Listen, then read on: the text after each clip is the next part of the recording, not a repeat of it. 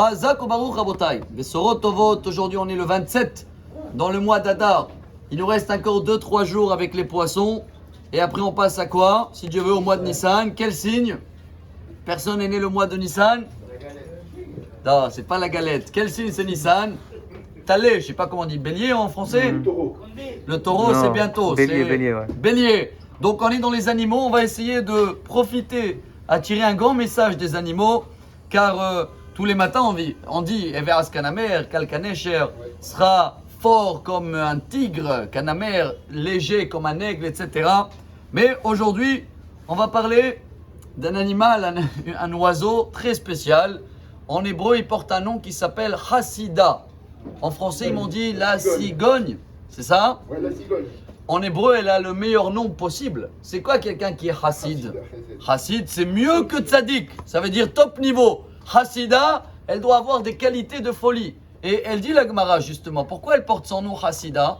Parce que elle aide toujours ses copines. Elle est la seule qu'elle ne pense pas que à nourrir ses enfants. Elle, s'il le reste à manger, elle donne aussi à ses copines. Vous allez me demander alors pourquoi elle n'est pas cachère? On sait très bien que tous les animaux non cachères, c'est des animaux qui ont un défaut de trait de caractère qui prouve un peu, je ne sais pas comment ça se dit, cruel. Quel est le défaut qu'elle a? Il nous apprend Rabbi Naftali Trop, un des grands rabbins dans les 200 dernières années, que le seul problème, qu'elle nourrit ses copines, c'est vrai, mais elle prend des autres oiseaux. Alors comme elle est sur le compte de quelqu'un, sur le dos de quelqu'un, c'est un défaut que Dieu ne veut pas laisser passer. Dans notre paracha, on va apprendre que Dieu dit à Moshe Rabbeinu, attention, tu vas construire le tabernacle qu'avec Atzeh Shittim Omdim, avec des arbres non fruitiers.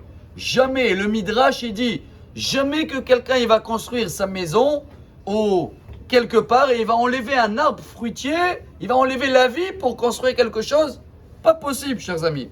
On va terminer avec le Midrash qui l'amène sur le phénix. Vous connaissez le phénix, pas le phénix qu'on boit. Il s'appelle en araméen Urshina. Il a été béni à l'époque de Noach parce que c'était le seul mignon, gentil. Il n'a jamais demandé à s'en manger. Il attendait avec patience et Noé, après qu'il nourrit tout le monde, une fois il a vu, il a dit pourquoi tu parles pas toi? Il a dit je vois que tu es occupé. Alors Noach il a dit quoi, tu es comme ça gentil, je vais te bénir, tu seras éternel. Chers amis, le sabbat de Slabotka, le Rav Pinkel demande, il dit, et la pauvre la colombe, pourquoi elle n'a pas été bénie elle aussi? Elle a amené la paix dans le monde. C'est elle qui a rendu service à Noach. Elle est partie chercher quoi, vous vous rappelez? Une branche d'olivier pour annoncer que ça y est, il n'y a plus le déluge. Eh bien il répond, il dit justement, elle a raté sa bénédiction parce qu'elle a amené une feuille de quoi? D'olivier. Elle a enlevé de la vie d'un arbre. Si elle aurait amené une autre feuille d'un arbre non fruitier, elle aussi, elle a été bénie, elle aurait été peut-être éternelle. Chers amis, le message pour nous, jamais tirer un bénéfice. Jamais prendre la force en marchant sur quelqu'un ou sur le compte de quelqu'un. Dieu, il a dit, même dans les bois, il faut faire attention. Si on arrive à le faire, ça veut dire qu'on a bien compris les messages des animaux. On peut terminer en beauté le mois d'Adar et Bezrat Hashem avoir que des bonnes nouvelles. Amar Rabbi Elazar.